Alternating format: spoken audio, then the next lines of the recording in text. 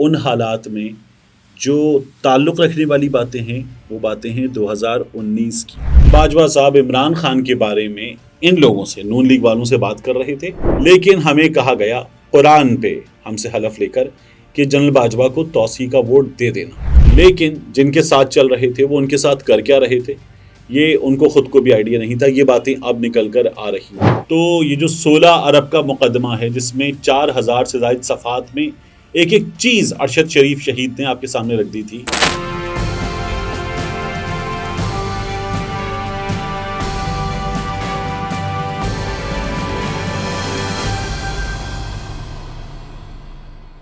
بسم اللہ الرحمن الرحیم، السلام علیکم۔ یہ آپ کا اپنا ڈیجیٹل پلیٹ فارم ہے، میں طارق متین ہوں۔ جولائی کی 10 تاریخ ہے اور پیر کا دن۔ آج یہ میرا آپ سے پہلا انٹریکشن ہے، اب مجھے عادت بھی ہوئی اس کی کہ میں آپ کو تاریخ بتا دیا کروں آپ کے حکم کے مطابق۔ اس ویڈیو میں بات کریں گے خواجہ آصف صاحب نے کچھ باتیں کی ہیں، بہت امپورٹنٹ ایک ٹی وی انٹرویو میں۔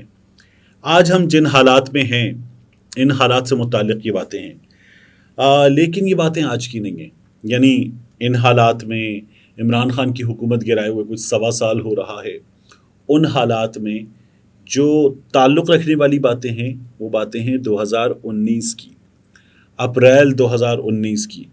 تو کافی کچھ کافی پہلے سے ہو رہا تھا۔ یہ میں نے آپ سے پہلے بھی عرض کیا تھا جب میں نے آپ کو آر ٹی ایس کے حوالے سے بار بار بتایا کہ آر ٹی ایس کے بارے میں کہا جاتا ہے آر ٹی ایس بٹھایا گیا، عمران خان کو لایا گیا۔ نہیں، آر ٹی ایس بٹھا کر عمران خان کی مضبوط اکثریت کا رستہ روکا گیا تھا۔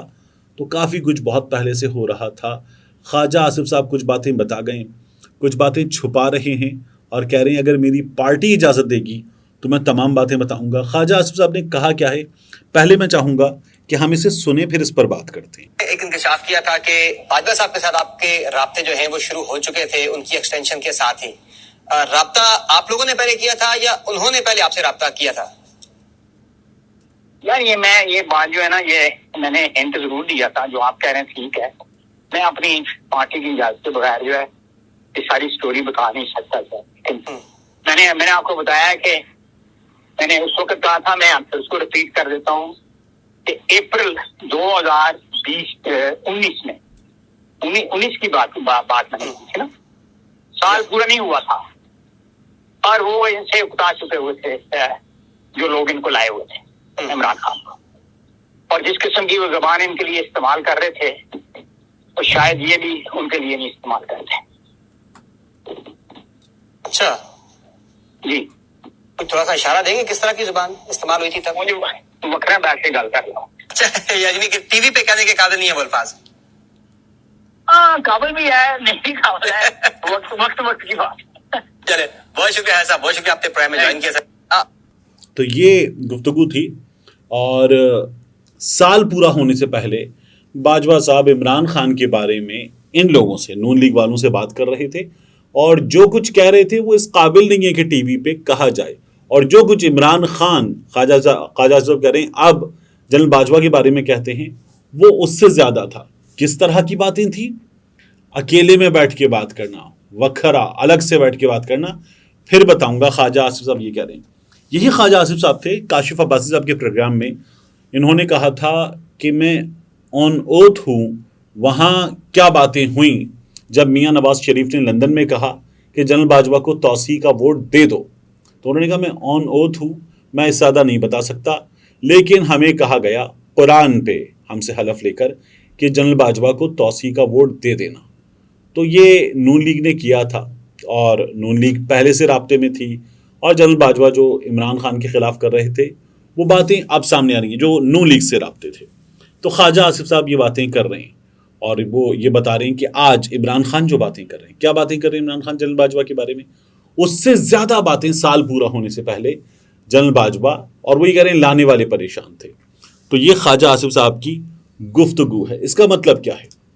اس کا مطلب یہ ہے کہ عمران خان جسے وہ سیم پیج کہتے تھے، توسیع دے رہے تھے، آگے بڑھ کر چلنا چاہتے تھے، وہی عمران خان جو ہے وہ اس بات سے لا علم تھے کہ نون لیگ سے رابطے تھے، وہ اس بات سے لا علم تھے کہ نون لیگ سے رابطوں میں کیا کہا جا رہا تھا، ان کے بارے میں کیا کہا جا رہا تھا، کس طرح کی محبت سے نوازا جا رہا تھا جنرل باجوہ کی جانب سے نون لیگ سے رابطوں میں۔ تو یہ تمام باتیں جو ہے خواجہ آصف صاحب جو ہیں اکیلے میں زیادہ بتا سکتے ہیں. تو جو بہت سے دوست کہتے ہیں نا کہ عمران خان صاحب کو بعض چیزوں کا آئیڈیا نہیں ہوا کہ ان کے ساتھ کیا کیا جا رہا تھا، وہ سیم پیج اور ہائیبرڈ رجیم کے چکر میں وہ ساتھ چل رہے تھے، لیکن جن کے ساتھ چل رہے تھے وہ ان کے ساتھ کر کیا رہے تھے یہ ان کو خود کو بھی آئیڈیا نہیں تھا. یہ باتیں اب نکل کر آ رہی ہیں. دوسرا، اس وقت ایک اور چیز ہو رہی ہے. سلیمان شہباز صاحب آج بری ہو گئے. وزیر اعظم شہباز شریف صاحب کے صاحبزادے سلیمان شہباز صاحب بری ہو گئے. اس سے پہلے شہباز شریف صاحب اور حمزہ شہباز بھی بری ہو گئے تھے. تو یہ جو 16 ارب کا مقدمہ ہے جس میں 4000 سے زائد صفحات میں ایک ایک چیز ارشد شریف شہید نے آپ کے سامنے رکھ دی تھی اور دکھا دیا تھا کہ کتنے پیسے کہاں کیسے موو ہو رہے تھے، کیش بوائز کون تھے، اور پھر اس کیس میں امبات ہوئیں. اب اس میں سلیمان شہباز بھی بری ہو گئے. اس سے پہلے آپ نے کیا دیکھا تھا کہ یہ دونوں باپ بیٹا بری ہوئے جو یہاں پر تھے.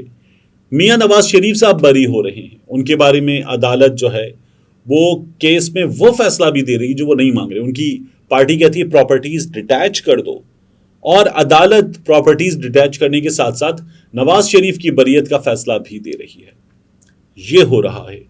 میاں صاحب کی واپسی کی تیاریاں زور و شور سے جاری ہیں، اور آج عطا تارڑ ٹیلی ویژن پہ بیٹھ کے کہتے ہیں کہ اگست سے پہلے، کل میں آپ سے بات کرتے ہوئے کیا کہہ رہا تھا کہ جلدی کیوں ہے، اگست سے پہلے عمران خان کو سزا ہو جائے گی. تو عمران خان صاحب کو سزا ہو جائے گی، عمران خان صاحب گرفتار ہو جائیں گے، اور عمران خان صاحب لمبے اندر چلے جائیں گے. پھر اس کے بعد میاں نواز شریف صاحب واپس آئیں گے. یہ ستمبر کے اختتام یا اکتوبر میں کسی وقت ہوگا، اور یہ لوگ جو حکومت اپنی ہے وہ سمیٹ دیں گے. کب؟ کچھ 12 اگست سے پہلے تو 90 دن ملیں گے، اور 90 دن کا یہ کام جو ہے چلے گا، لیکن ذرا لمبا چلے گا. فیصلہ کیا ہو رہا ہے؟ محسن بیگ مسلسل کہہ رہے تھے اپنے کچھ لابی کرنے والے دوستوں کے ذریعے، یعنی کہنا تو ان دوستوں کا تھا لیکن محسن بیگ کا نام مسلسل کوائن کیا جا رہا تھا کہ وہ نگراں وزیر اعظم ہوں گے، لیکن نہیں، نگراں وزیر اعظم محسن بیگ نہیں ہوں گے. آئی ایم ایف سے جو چیزیں طے ہوئی ہیں، مرکز میں یہ کام نہیں کیا جا سکتا جو پنجاب میں ہوا ہے. اور پھر اگر کسی کو فکس کرنا ہے تو اس کے لیے آپ کو پولیس اور باقی چیزیں چاہیے. وہ کام پنجاب میں فکس کرنے کا آسانی سے کیا سکتا ہے. پنجاب میں حکومت چل رہی ہے، عدالت بھی بے بس ہو چکی، تو وہ سلسلہ چل رہا ہے.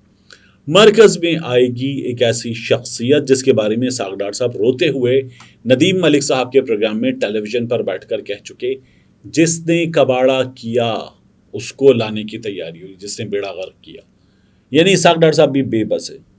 تو نام جو آ رہے ہیں ان میں اب بھی عبدالحفیظ شیخ صاحب کا نام آ رہا ہے، ان میں اب بھی رضا باقر صاحب کا نام آ رہا ہے، ایک آدھ اور اکانومسٹ ٹائپ کا نام اور ہے.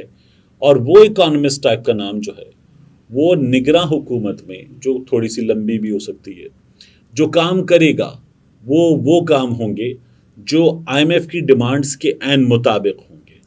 تو وہاں کام اس طرح سے ہوں گے. باقی خیبر پختونخوا میں فضل الرحمان صاحب دبئی میں ہونے والی ملاقات پہ عدم اعتماد کا اظہار کریں یا نہ کریں، وہاں جو سیٹ اپ ہے وہ ان کی مرضی کے مطابق چل رہا ہے، اور پاکستان تحریک انصاف کے بازو مروڑنے کے لیے ابھی اور تیز کام ہوگا. پنجاب میں جو سیٹ اپ ہے وہ نون لیگ کی مرضی کے مطابق چل رہا ہے، اور ایسے ہی چلے گا، اور یہ کام بھی تیز ہوگا. تو یہ چیزیں اپنے طریقے سے اپنے انداز میں جاری ہیں. باقی تھوڑی بہت چیزوں کی شکل میں آپ کو پتہ چلتا رہے گا کہ جنرل باجوہ کیا کر رہے تھے. اور یہ بھی ایویں نہیں کہ خواجہ آصف صاحب جو ہیں انہوں نے موترا نہر میں جو ڈبکی لگائی تھی انہوں نے یہاں اس نہر میں اچانک ڈبکی لگا دی ہے. یہ ایویں ڈبکی نہیں لگائی گئی. اس ڈبکی کا بھی ایک خاص مقصد ہے تمام تر توجہ باجوہ صاحب کی طرف لے جانا.